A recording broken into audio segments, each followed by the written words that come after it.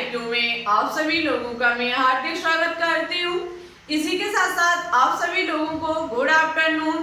तो जैसा कि आप सभी लोगों ने थंबनेल में देख ही लिया होगा, मैं दिशा यादव आज आपके लिए ऑर्गेनिक केमिस्ट्री का लेक्चर नंबर 16 लेकर के आई हूँ, जिसमें आज हम आपको प्रेरक प्रभाव के बारे में जानकारी देने वाली हूँ। ये टॉपिक आपके एग्जाम के लिए मोस्ट इम्पॉर्टेंट एंड कीमती टॉपिक है और इस टॉपिक को देखने से पहले यदि अभी तक आपने lecture number 14 plus lecture number 15 को नहीं देखा है तो एक बार ऑर्गेनिक केमिस्ट्री की प्लेलिस्ट में जाकर के जरूर देख लें, क्योंकि हम लेक्चर नंबर 15 को यहाँ पर कंटिन्यू कर रहे हैं। आपने लेक्चर नंबर 15 में पढ़ रखा है इलेक्ट्रॉन डिस्प्लेसमेंट इफेक्ट को। कहने का मतलब है इलेक्ट्रॉनिक विस्थापन प्रभाव को हमने पिछली क्लास में पढ़ाया।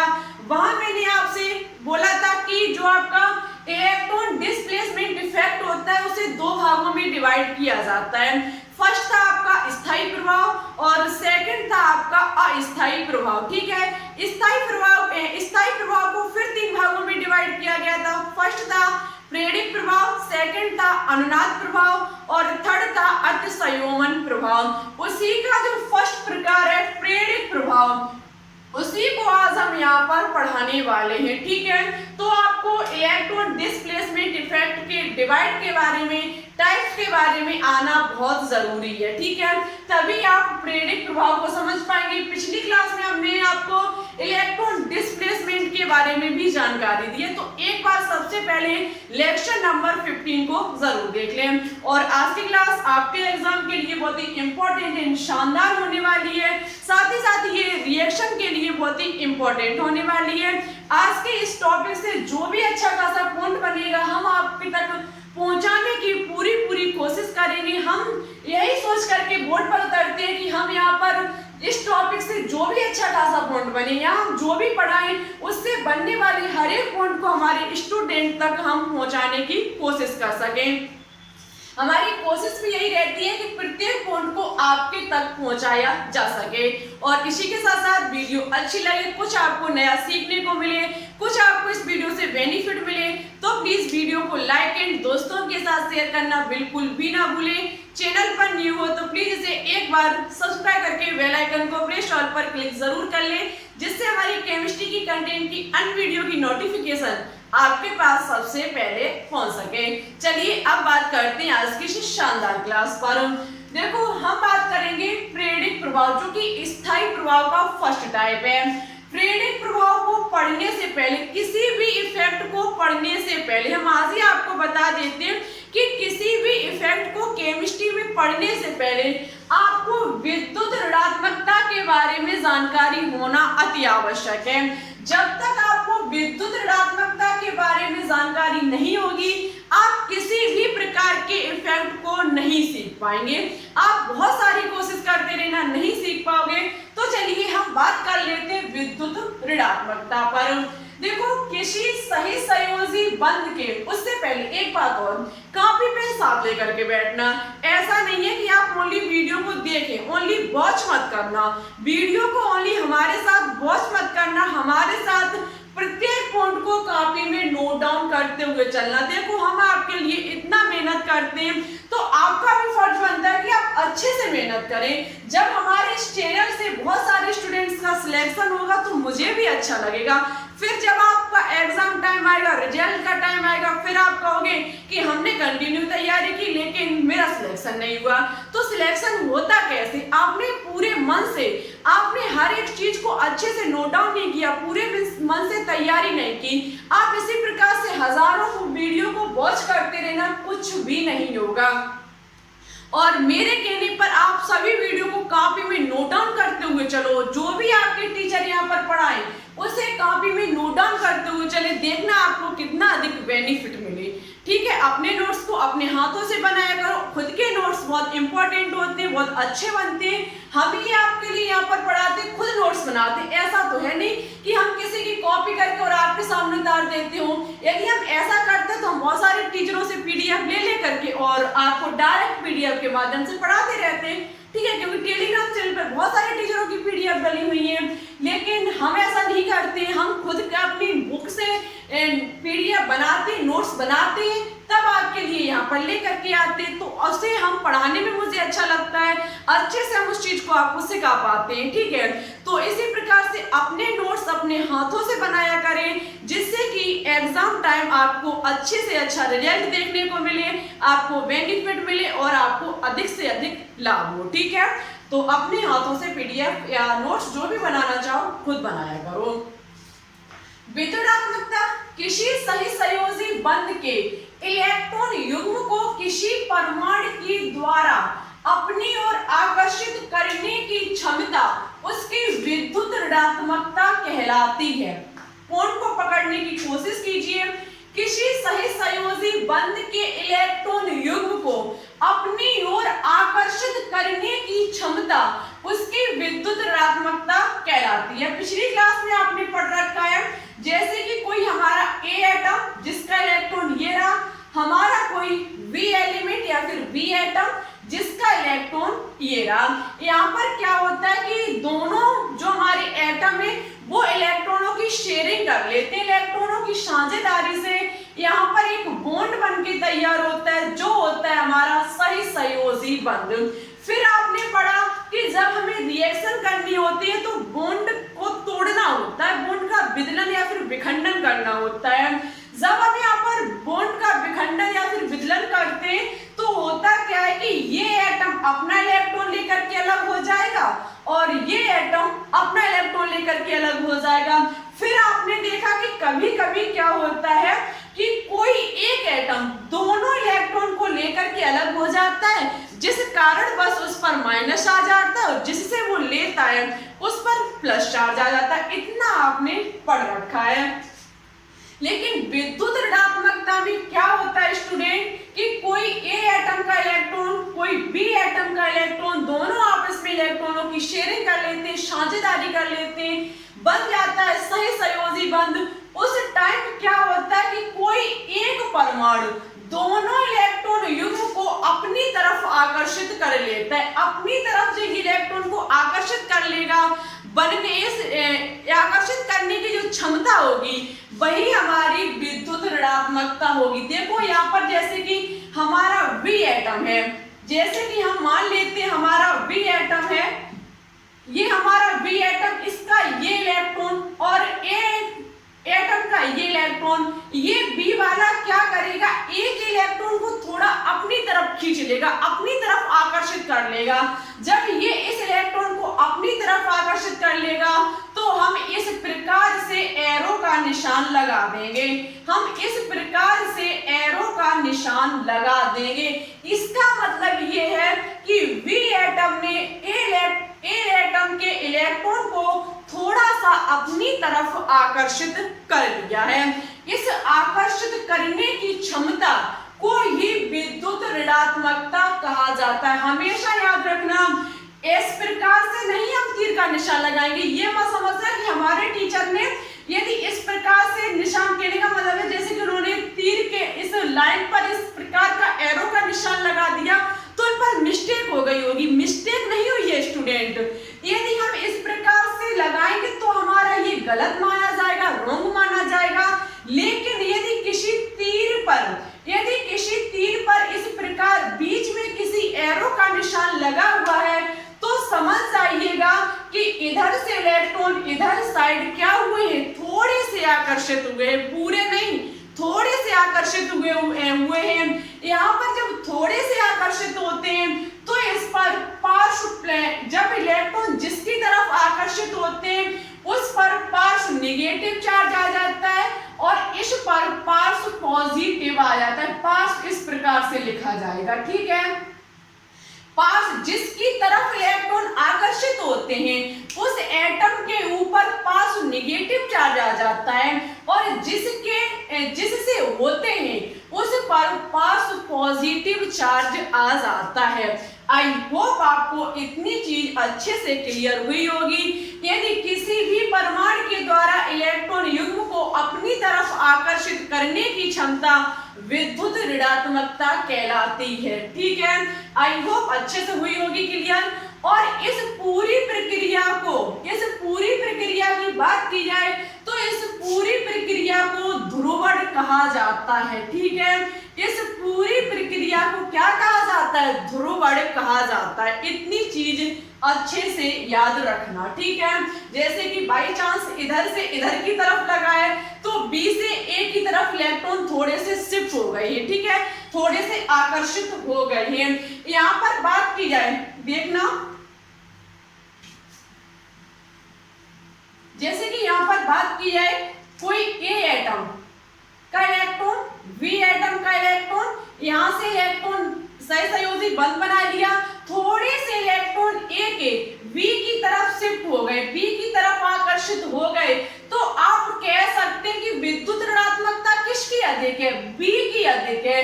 जो एटम इलेक्ट्रॉन को अपनी तरफ आकर्षित करने की क्षमता रखता है उसकी विद्युत ऋणात्मकता अधिक होती है। विद्युत ऋणात्मकता को हम शॉर्ट में EN, इलेक्ट्रोनेगेटिविटी जो इंग्लिश में कहते हैं, इसे EN से हम डिनोट कर सकते हैं। तो हमारी यदि यहाँ पर बात की जाए EN की, तो EN हमारी किसकी अधिक होगी? B की EN क्षमता अधिक होगी। विद्युत ऋणात्मकता B की अधिक होगी। जो एटम अपनी तरफ इलेक्ट्रॉन को आकर्षित करने की क्षमता रखता है उसकी विद्युत ऋणात्मकता अधिक होती है। ठीक है, यदि हम किसी एग्जांपल से इसे सीखना चाहें तो हम जैसे कि ले सकते हैं कोई एटम, ये हमारा मेथिल क्लोराइड है। ठीक है, ये हमारा मेथिल क्लोराइड है। तो देखो याद रखना, जो क्लोरीन की, जो आपका क्लोरीन होता है इसकी विद्युत ऋणात्मकता अधिक होती है किससे? कार्बन से। क्लोरीन की विद्युत ऋणात्मकता कार्बन से अधिक होती है। तो यहाँ पर क्या होगा कि कार्बन के थोड़े से इलेक्ट्रॉन किसकी तरफ शिफ्ट हो जाएंगे? क्लोरीन की तरफ शिफ्ट हो जाएंगे, क्लोरीन की तरफ आकर्षित हो जाएंगे। जब ये क्लोरीन की तरफ आकर्षित हो जाएंगे तो इस पर पार्श्व नेगेटिव और इस पर पार्श्व पॉजिटिव चार्ज आ जाएगा। ठीक है, इतनी चीज अच्छे से आपकी क्लियर हो चुकी होगी, कॉपी में आपने नोट डाउन भी कर लिया होगा। मुझे ऐसे ही उम्मीद है कि हमारे सभी स्टूडेंट्स मेरे साथ प्रत्येक पॉइंट को कॉपी में नोट डाउन एंड माइंड में अच्छे से फिट करके चलते होंगे। इतनी चीज क्लियर होने के बाद अब हम क्या करेंगे, पूछ लिया जाए। देखो यहाँ पर आपकी सबसे ज्यादा हेल्प करेगा मोज़ले की आधुनिक आवर्त सारणी। मोज़ले की आधुनिक आवर्त सारणी में याद रखना, जब हम ऊपर से नीचे की तरफ आते तो विद्युत ऋणात्मकता जो होती है वो कम हो जाती है। ऊपर जो होगी वो विद्युत ऋणात्मकता अधिक होगी, किसकी अपेक्षा? नीचे की अपेक्षा। याद रखना, मोज़ले द्वारा दी गई आधुनिक आवर्त सारणी में ऊपर रखे एलिमेंट्स जब हम बल्ब में ऊपर से नीचे आते हैं तो विद्युत ऋणात्मकता का मान कम हो जाता है, और जब हम बाएं से दाएं की तरफ जाते हैं, इस प्रकार से जाते हैं, तो हमारी विद्युत ऋणात्मकता का मान बढ़ता हुआ चला जाता है। जैसे कि बात की जाए फ्लोरीन में, तो विद्युत ऋणात्मकता फ्लोरीन की अधिक होगी। क्यों होगी? क्योंकि इसे आवर्त सारणी में सबसे ऊपर रखा गया, किसकी अपेक्षा? क्लोरीन की अपेक्षा। ठीक है, क्लोरीन की विद्युत ऋणात्मकता अधिक होगी और फ्लोरीन की अधिक होगी, और फ्लोरीन को पूरी आवर्त सारणी में सबसे अधिक विद्युत ऋणात्मक तत्व कहा जाता है। ठीक है, आई होप आपकी विद्युत ऋणात्मकता अच्छे से क्लियर हो चुकी होगी। अब हम बात करेंगे किस पर? प्रेरक प्रभाव को। इतनी चीज की स्क्रीनशॉट लेना चाहते हो तो ले सकते हैं। तो चलिए अब बात करते हैं प्रेरक प्रभाव पर। देखो, प्रेरक प्रभाव को इंग्लिश में कहा जाता है इंडक्टिव इफेक्ट। इंग्लिश में कहा जाता है इंडक्टिव इफेक्ट। देखो, सबसे पहले ये होता क्या है, तो किसी भी कार्बन श्रृंखला में ध्रुवीय सहसंयोजक आबंध की उपस्थिति के कारण होने वाली इलेक्ट्रॉन विस्थापन की प्रक्रिया को प्रेरक प्रभाव कहते हैं। डेफिनेशन या फिर यहाँ पर जो कुछ भी लाइनें लिखी हुई हैं, इनको समझने का आप ज्यादा प्रयास ना करें। इस चीज को आप ना ही ज्यादा दिमाग में दौड़ाएं कि ये चीज कैसे याद होगी, बिल्कुल समझ में नहीं आया, ना आने दो समझ में। लेकिन जैसे ही हम एग्जाम्पल पर बात करेंगे, बस आपको वो अच्छे से आना चाहिए। एग्जाम्पल आप यदि सीख गए, इस चीज को निकालने का तरीका सीख गए, इसको समझ गए, तो आपके लिए ये चीज बहुत ही आसान हो जाएगी। जैसे कि बात की जाए हमारी कोई कार्बन की एक श्रृंखला है। जैसे कि हम मान लेते हैं कोई हमारी कार्बन की श्रृंखला है, ठीक है, उस पर कोई X समूह जुड़ा हुआ है। कोई एक कार्बन की श्रृंखला जिस पर X समूह जुड़ा हुआ है और एक दूसरी कार्बन की श्रृंखला जिस पर Y समूह जुड़ा हुआ है। मान लेते हैं हम कि कोई एक कार्बन की श्रृंखला जिस पर X समूह जुड़ा हुआ है और कोई एक ऐसी कार्बन की श्रृंखला जिस पर Y समूह जुड़ा हुआ है। हम मान सकते हैं कि जो हमारी X जुड़ा हुआ है वो हमारा X समूह जुड़ा हुआ है वो इलेक्ट्रॉन आकर्षी समूह है, इलेक्ट्रॉन आकर्षी समूह है, ठीक है, इलेक्ट्रॉन को अपनी तरफ आकर्षित करने वाला समूह है, ठीक है। और हम मान लेते हैं जो हमारा दूसरी श्रृंखला में Y समूह जुड़ा हुआ है वो इलेक्ट्रॉन प्रतिकर्षी है, इलेक्ट्रॉन को दूर फेंकने वाला प्रतिकर्षी है, ठीक है। मान लेते हैं अब ये चीज मानाकी में चल रही है, ठीक है, मानाकी में मुझे ये चीज माननी पड़ी है कि जैसे कि कोई हमारी कार्बन की श्रृंखला जिस पर X समूह जुड़ा हुआ है वो इलेक्ट्रॉन आकर्षी समूह है और Y वाला जो है वो इलेक्ट्रॉन प्रतिकर्षी समूह है। जब हमारा X इलेक्ट्रॉन आकर्षी समूह है तो आपको पता है यदि ये हमारा इलेक्ट्रॉन आकर्षी समूह है, कौन सा, इलेक्ट्रॉन को अपनी तरफ आकर्षित करने वाला ये समूह श्रृंखला में जुड़ा हुआ है तो ये इलेक्ट्रॉन को अपनी तरफ आकर्षित करेगा, मींस इसकी विद्युत ऋणात्मकता जो होगी वो अधिक होगी। अब आपके अच्छे से माइंड में याद आ रहा होगा विद्युत ऋणात्मकता में हमने आपसे कहा कि इलेक्ट्रॉन युग्म को अपनी तरफ आकर्षित करने की क्षमता। कहने का मतलब है कि यहाँ पर इस X समूह की अपेक्षा इस X की इलेक्ट्रॉन आकर्षित करने की क्षमता इस कार्बन श्रृंखला की अपेक्षा अधिक है। तो कहने का मतलब है कि इस X समूह की विद्युत ऋणात्मकता अधिक होगी। जब इसकी विद्युत ऋणात्मकता अधिक होगी तो ये इलेक्ट्रॉन को अपनी तरफ आकर्षित करेगा। ऐसा नहीं है कि पूरे अपने पास रख लेगा, थोड़ा सा इलेक्ट्रॉन इसकी तरफ शिफ्ट हो जाएंगे, थोड़े इसकी तरफ रिमूव कर जाएंगे, या फिर हम कह सकते हैं मूव, या फिर हम कह सकते हैं कि इसकी तरफ थोड़े जाकर के बैठ जाएंगे। जब ये थोड़े से इलेक्ट्रॉन कार्बन के X समूह के पास पहुंच जाएंगे तो स्टूडेंट्स इस पर आ जाएगा पार्श्व निगेटिव। क्या आ जाएगा, पार्श्व निगेटिव। पार्श्व निगेटिव का मतलब होता है आंशिक रूप से कुछ मात्रा में, पार्श्व का मतलब होता है आंशिक रूप से कुछ इलेक्ट्रॉन इस X समूह पर आकर्षित हो गए और जहां से आकर्षित हुए उस पर पार्श्व पॉजिटिव चार्ज आ जाएगा। क्या आ जाएगा, पार्श्व पॉजिटिव चार्ज आ जाएगा। अब जब स्टूडेंट्स इस श्रृंखला में से कार्बन की श्रृंखला की विद्युतात्मकता कम है तो यहाँ से इलेक्ट्रॉन थोड़े से शिफ्ट हुए तो थोड़े से इलेक्ट्रॉन इससे भी शिफ्ट होंगे। जब इलेक्ट्रॉन इससे भी शिफ्ट होंगे तो याद रखना इस कार्बन के इलेक्ट्रॉन ज्यादा शिफ्ट हुए होंगे, X की तरफ ज्यादा आकर्षित हुए होंगे, लेकिन इसके इतने नहीं हुए। जैसे कि हम यहाँ पर खड़े हुए हैं, मान लेते हैं जैसे कि हम यहाँ पर खड़े हुए हैं, ठीक है, इधर से बहुत सारी लाइन लगी हुई है, लोगों की बहुत सारी लाइन लगी हुई है और हम एक पकड़े हुए हैं रस्सी। मान लेते हैं हम पकड़े हुए हैं एक रस्सी और उधर से बहुत सारे लोग रस्सी को अपनी तरफ खींच रहे हैं और रस्सी को हम अपनी तरफ खींच रहे हैं। समझने की कोशिश कीजिए, हम एक X समूह, उधर पर खड़े सभी आदमी कार्बन की श्रृंखला, ठीक है, हम क्या करेंगे, रस्सी को अपनी तरफ खींचेंगे।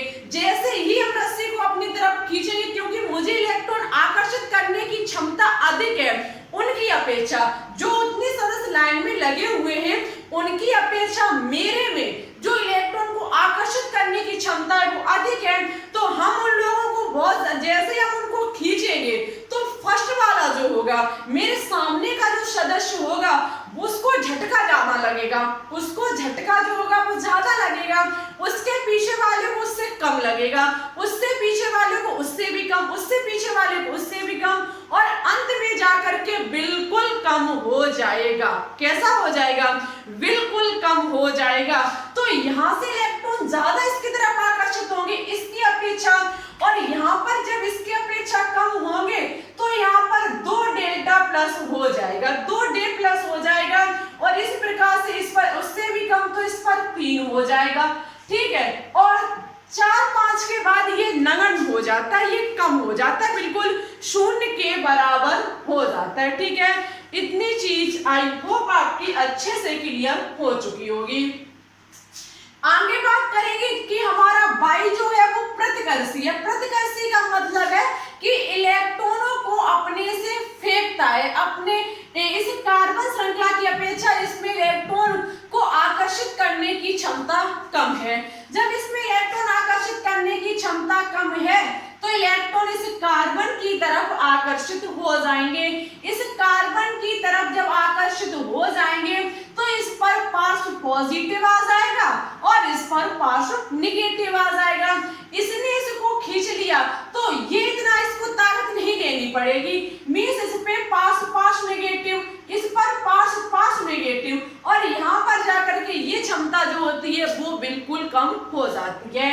अब स्टूडेंट्स याद रखना कि जो आपका आकर्षी समूह होता है, जो आपका आकर्षी समूह होता है उसे माइनस आई इफेक्ट कहा जाता है, उसको माइनस आई इफेक्ट कहा जाता है। जो आकर्षी समूह होते हैं उन्हें माइनस आई इफेक्ट कहा जाता है, जो प्रतिकर्षी होते हैं उन्हें प्लस आई इफेक्ट कहा जाता है, ठीक है, प्लस आई इफेक्ट कहा जाता है।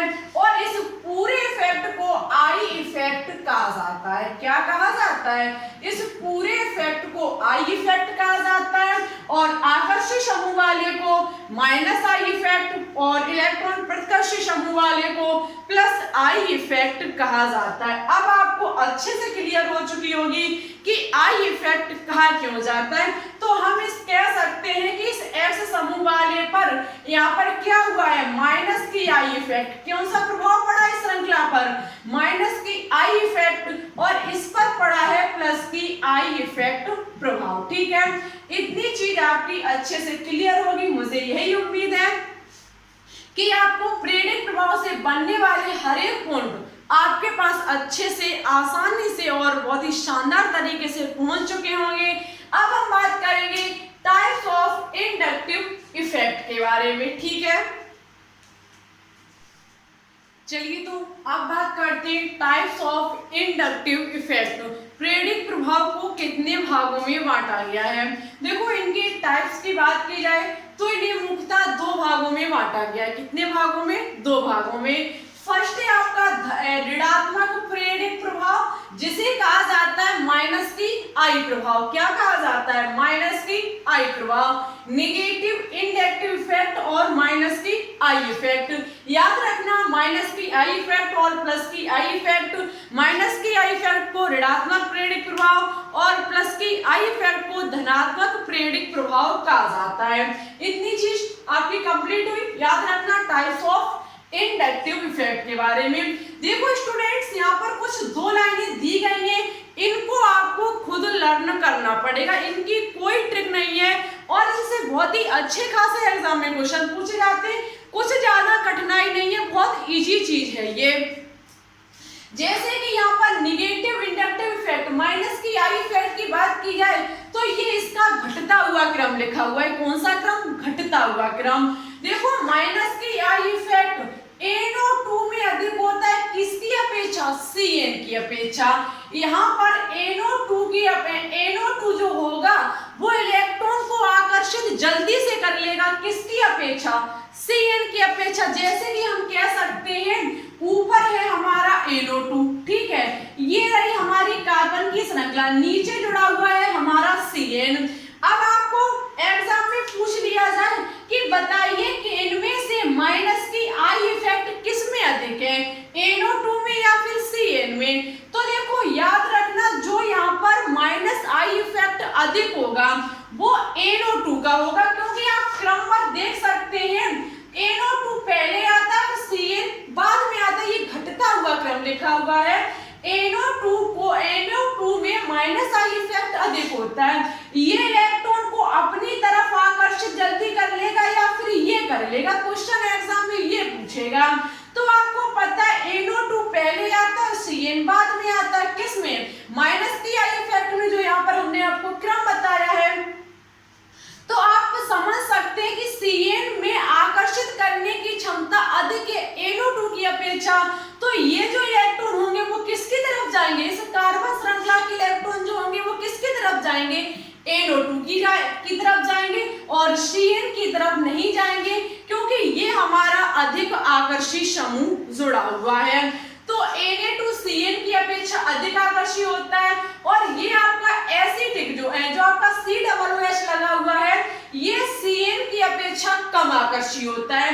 देखो NO2CN COOH याद कर लो, नाइट्रो, साइनो और एसिटिक कार्बोक्सिलिक अम्ल याद कर लो। उसके बाद फ्लोरीन, क्लोरीन, ब्रोमीन, आयोडीन याद कर लो। एक क्रम में फ्लोरीन पहले आता है तो उसकी विद्युदात्मकता अधिक होगी, ठीक है, उसका माइनस आई इफेक्ट अधिक होगा। उसके बाद उसका क्लोरीन का उससे कम होगा, उससे अधिक उससे कम जो होगा वो ब्रोमीन का होगा और सबसे कम आयोडीन का होगा। उसके बाद आयोडीन की अपेक्षा जो आपका ईथर समूह होता है उसका माइनस आई इफेक्ट उससे भी कम होता है।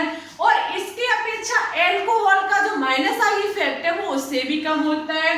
उसके बाद फेनिल का उससे भी कम होता है और सबसे कम होता है हाइड्रोजन का माइनस आई इफेक्ट। ठीक है, एग्जाम में ये भी पूछा जा सकता है कि माइनस आई इफेक्ट सब निम्न में से किसका सबसे अधिक होता है। ठीक है, कोई एग्जाम्पल यहाँ से आपको बीच में से उठा के दिए जा सकते हैं, इन्हीं से एग्जाम में क्वेश्चन पूछा जाएगा। इतनी आप याद, देखो हमें याद हो गए बताते ही बताते। नाइट्रो, नाइट्रिक के बाद साइनो, साइनिक के बाद कार्बोक्सिलिक, कार्बोक्सिलिक के बाद फ्लोरीन, क्लोरीन, ब्रोमीन, आयोडीन, उसके बाद ईथर, उसके बाद एल्कोहल, उसके बाद फेनिल और फेनिल के बाद आपका आएगा हाइड्रोजन। ठीक है, ये क्रम है, छोटा सा क्रम है, ज्यादा कुछ बड़ा नहीं है। जबकि बात की जाए धनात्मक प्रेरक प्रभाव या फिर प्लस आई इफेक्ट की, प्लस आई इफेक्ट की बात की जाए तो इसमें सबसे कम होता है हाइड्रोजन का। किसका, हाइड्रोजन का। उससे अधिक CH3 का, उससे अधिक CH2 का, CH3 का, उससे अधिक CH3 का होता है CH और उसके बाद CH3C का। ठीक है, ये क्रम देखो, ये कम अधिक कहने का मतलब है ये आपको प्लस आई इफेक्ट ना याद रहे, लेकिन माइनस की आई इफेक्ट आप एक बार जरूर याद कर लेना। ठीक है, यदि आप इसको याद, फिर एग्जाम में ये भी पूछा जा सकता है कि बताइए किसमें माइनस इफेक्ट है, किसमें माइनस या फिर प्लस आई इफेक्ट है। कुछ इससे एग्जाम्पल दे दिए जाएंगे, एक इससे दे दिया जाएगा, 3 इससे दे दिया जाएगा, पूछ लिया जाएगा कि निम्न में से प्लस आई इफेक्ट किसमें है। तो यदि आप किसी को एक का क्रम पता है, एक में पता है कि किसमें माइनस आता है, किसमें प्लस आता है, तो उस चीज को आप आसानी से सॉल्व कर सकते हैं। ठीक है, तो आज के लिए इतना ही था। वीडियो कैसी लगी कमेंट बॉक्स में कमेंट करके जरूर बताएं। प्रेरक प्रभाव आपका यहीं पर खत्म होता है। यदि अब हम आपको नेक्स्ट क्लास में प्रेरक प्रभाव के अनुप्रयोग लेकर के आएंगे, जो कि बहुत ही इम्पोर्टेंट है एग्जाम के लिए। ठीक है, अनुप्रयोग लेने के बाद हम इसे आगे बढ़ाएंगे और जल्द ही आपकी रिएक्शन पर चर्चा की जाएगी। जल्द ही आपके रिएक्शन वाले चैप्टरों को हम स्टार्ट करेंगे। क्लास कैसी लगी सबसे पहले ये बताएं कमेंट बॉक्स में। और आज आपको कमेंट बॉक्स में कमेंट करके क्या बताना होगा, तो आपको विद्युत ऋणात्मकता के बारे में बताना होगा कि विद्युत ऋणात्मकता आपको कितनी हद तक समझ में आया, कैसा आपको समझ में आया। आज आपको कमेंट बॉक्स में कमेंट करके उसकी डेफिनेशन लिखनी होगी और समझ में आया या नहीं बताया। देखो, यदि विद्युत ऋणात्मकता को सीख गए तो इंडक्टिव इफेक्ट को आप आसानी से सीख जाएंगे। सबसे पहले पिछली क्लास में जो क्वेश्चन होमवर्क में दिया था उसका आंसर महेंद्र यादव, हिमांशी और इमरान अहमद, इन 3 स्टूडेंट्स ने बिल्कुल सही और अच्छे से आंसर दिया। Thank you. आप इसी प्रकार से लगातार कोशिश करते रहिए, लगातार स्टडी करते रहिए, आपका सिलेक्शन जरूर होगा। ठीक है, इन 3 स्टूडेंट्स ने ही दिया। और वीडियो कैसी लगी जरूर बताएं, अच्छी लगे तो लाइक करें, दोस्तों के साथ शेयर करें और ये जरूर बताएं कि प्रेरक प्रभाव आपको कितना अच्छा लगा समझने में, कितना पढ़ने में मजा आया। वैसे प्रेरक प्रभाव मैंने देखा है बहुत सारे स्टूडेंट को उसमें कंफ्यूजिंग रहती होगी, ये बहुत कम पढ़ाया जाता है, लेकिन हमने पढ़ाने की कोशिश की, आपको पढ़ाया, क्योंकि एग्जाम में किसी को पता नहीं है क्वेश्चन कहाँ से रख दिया जाए। इसलिए हमारा मानना है कि हर एक चीज को आपके तक पहुंचा दिया जाए, आप उसको सीख सकें और एग्जाम में आप अच्छे से उसको पेपर को सॉल्व कर सकें। ठीक है, तो आज के लिए बस इतना ही। वीडियो अच्छी लगे लाइक करें, दोस्तों के साथ शेयर करें। चैनल पर न्यू हो तो प्लीज इसे एक बार सब्सक्राइब करके बेल आइकन को प्रेस ऑल पर क्लिक जरूर कर लें। चलिए चलते हैं, अपना ख्याल रखना, पढ़ाई को अच्छे से करना, फुल एनर्जी के साथ। कम से कम आपको 6 से 7 घंटे कंटिन्यू नहीं 6 से 7 घंटे आपको एक दिन में पढ़ना होगा, तभी आपका डॉक्टर बनने का सपना साकार होगा। ठीक है, तो फुल एनर्जी के साथ, पूरे मन के साथ, दिल के साथ आप अपनी स्टडी को कंटिन्यू रखें, अच्छे से अपना ख्याल रखें और एग्जाम जल्द ही होगा इसका। जितनी अच्छी तैयारी कर लोगे उतनी अच्छा आपका रिजल्ट आएगा। ठीक है, तो thanks for watching this video. जय हिंद, जय भारत, ऑल द बेस्ट।